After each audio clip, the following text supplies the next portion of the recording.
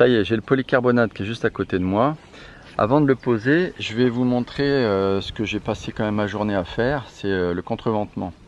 Vu que je suis en train de faire une vidéo sur la construction de toute la serre, bon, il ne faudrait pas penser que cette étape-là, je l'ai sautée. Donc je vous montre le contreventement parce que c'est peut-être une des choses les plus importantes une fois qu'on a fait la structure. Ce que j'ai fait sur les modules, donc ça les modules, je les ai montrés la dernière fois. On a un module de 4 mètres, un module de 2 mètres ici, et ici, voilà le contreventement que j'ai fait pour le premier module, et le contreventement pour le deuxième module. Bon, contreventement, c'est juste une diagonale qui permet d'éviter le balancement, en fait. En fait, là, j'aurais pu faire uniquement une croisée de contreventement sur ce cadre-là, puisque tout ça c'est un seul élément, ça aurait suffi, mais bon, j'ai pris la longueur des bastins que j'avais de 3 mètres, enfin c'est pas des bastins, hein, c'est du 5 par 5. Ce que je disais, c'est que tout le contreventement je l'ai fait en 5 par 5. Donc ça c'est le mur nord, le mur pignon, la même chose. Donc ici c'est une ouverture prévue pour une porte. Et de l'autre côté, là, il n'y aura qu'une porte de ce côté-là. De l'autre côté, on a deux portes. Donc une ouverture ici, une ouverture là.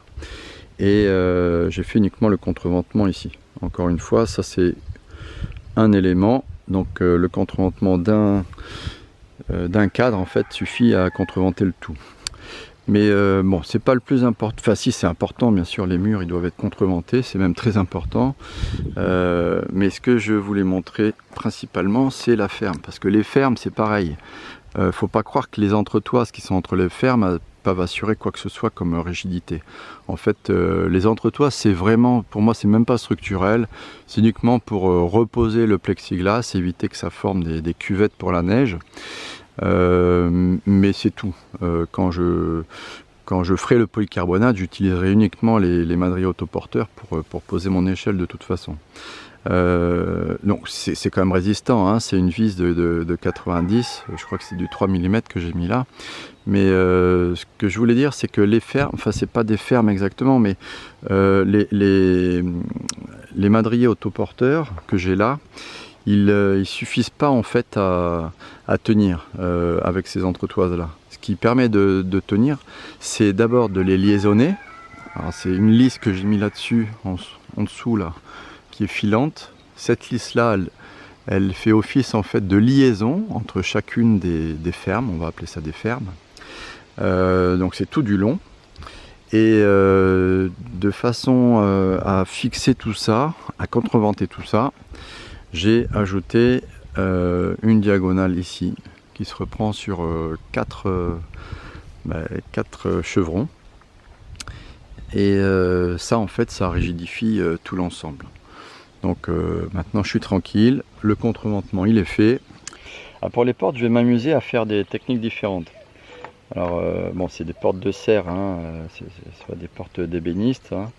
Donc les méthodes que je vais utiliser, c'est pas pour toutes les portes, mais moi c'est pour voir en fait ce qui est le plus rapide, puis techniquement le plus performant aussi, parce que les assemblages de portes, bon, avec le temps, si c'est pas bien fait, bah, ça tient pas. Donc je vais vous montrer ces techniques là.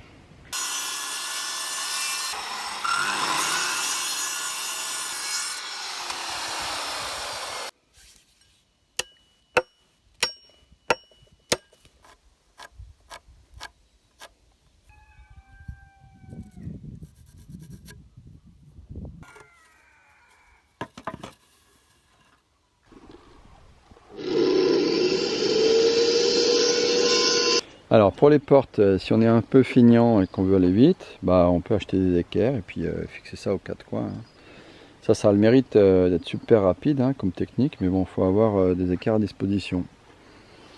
Ensuite, cette deuxième porte, je l'ai fait avec des assemblages à mi-bois. J'ai fait ça à la hache, hein, pour voir ce que ça donnait. Alors c'est pas tout simple, hein, c'est pas très rapide comme méthode. Et donc pour la troisième, j'ai gardé le même principe, mais j'ai pas fait d'assemblage à mi-bois, hein, j'ai fait plutôt ce qu'on appelle des épaulements, hein. juste en partie haute et en partie basse. Alors je pense que c'est un peu plus solide parce que ça permet de mettre des vis toute longueur, enfin les vis de 7 cm ou même 9 on peut mettre. C'est quand même plus costaud parce que les assemblages en mi-bois, on ne peut pas dépasser les 5 cm d'épaisseur. Et c'est quand même la méthode que je pense que j'utiliserai pour des autres portes, si j'ai d'autres portes. C'est quand même une méthode assez rapide. Alors pour les deux dernières, il faut bien sûr trianguler et puis vaut mieux mettre un renfort à mi-hauteur. C'est quand même plus solide, ça rigidifie bien l'ensemble. Voilà, maintenant on va pouvoir passer à la pose du bicarbonate. Et je vais vous montrer ça.